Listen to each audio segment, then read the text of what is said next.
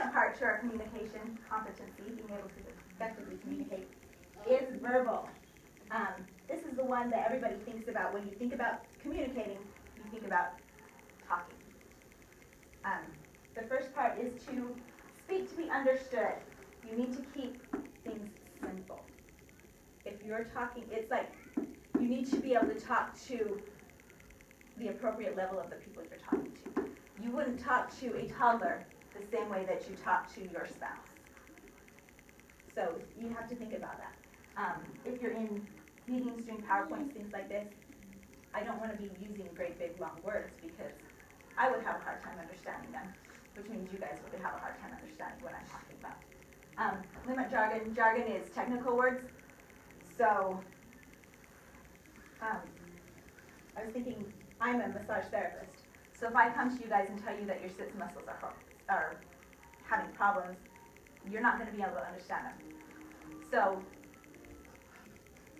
like if you have frozen shoulder or something like that, you understand that. But if I were to tell you that your subscapularis, your supraspinatus, your infraspinatus, and your teres minor are all tight, and you need to get those taken care of, go get a block or something like that, you're going to look at me like, what in the world are you talking about?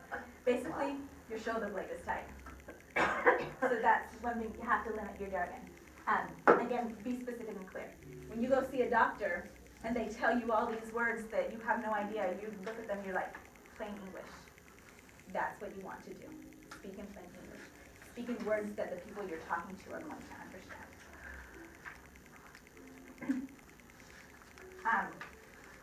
One really good quote about speaking to be understood that I really like is, say what you mean and mean what you say. Don't use words that you don't know. Speak to show strength. You want to use power language. I've noticed this one's really hard for a lot of women, especially women in the church, because they're not taught to speak up. But you need to be able to speak up. You need to use, instead of saying you go to a meeting and you're supposed to be talking about what you want to do next Friday for your activity, you don't want to sit there and think, well, I think maybe we could go and sing to the old folks' home. That might be a good thing to do. That's not power language. They're just going to, yeah, maybe we can do that. You want to stand up there and say, hey, we should go sing with these guys. We should go sing to the old people because they would really enjoy it and they need people to come and talk to them, to give them something to do. It's much better. You're going to be taken more seriously if you use power language, things like that. Or if you're going to a job interview or something like that, you're trying to get a raise, you don't go in there and say, oh, well, I was able to help so-and-so with their project, and, well, I helped with this. No, I think maybe that I deserve a raise. No, you go in there and say, I did this, I did this, I did this, I deserve this. That's speaking with strength, showing strength. Also, when you're writing, or even when you're talking, you need to use action words. So things that do something. Your subject does something, not somebody does something to the subject. Okay.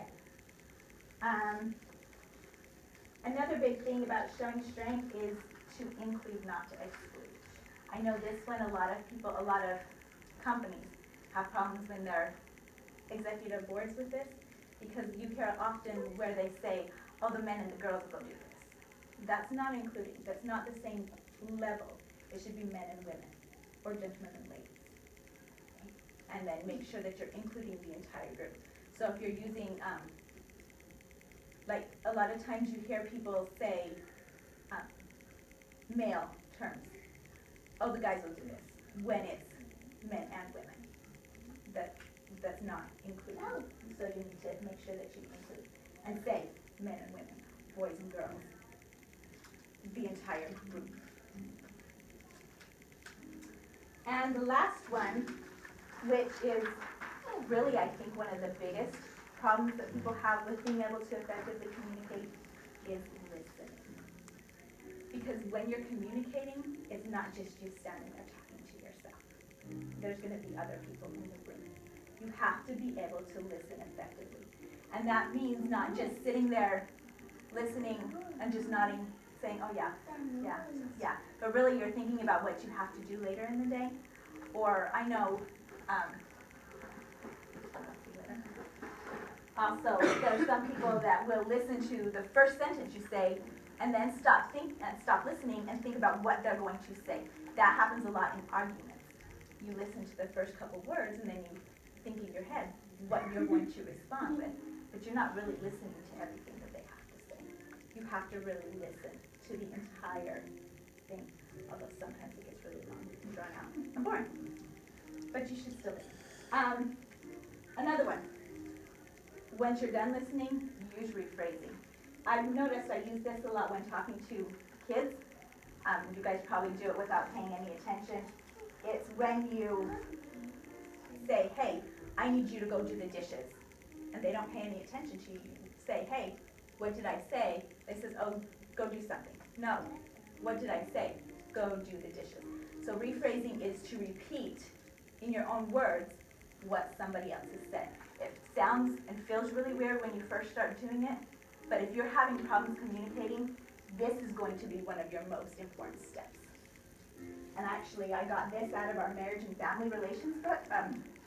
It was called Marriage and Family, The Quest for Intimacy by Robert and Jeanette Lauer, written in 2012. It was talking about when you're communicating with spouses, because they've realized that a lot of men and women talk differently. And so rephrasing is a really useful tool to be able to talk to the opposite sex, because then you can understand what they're saying.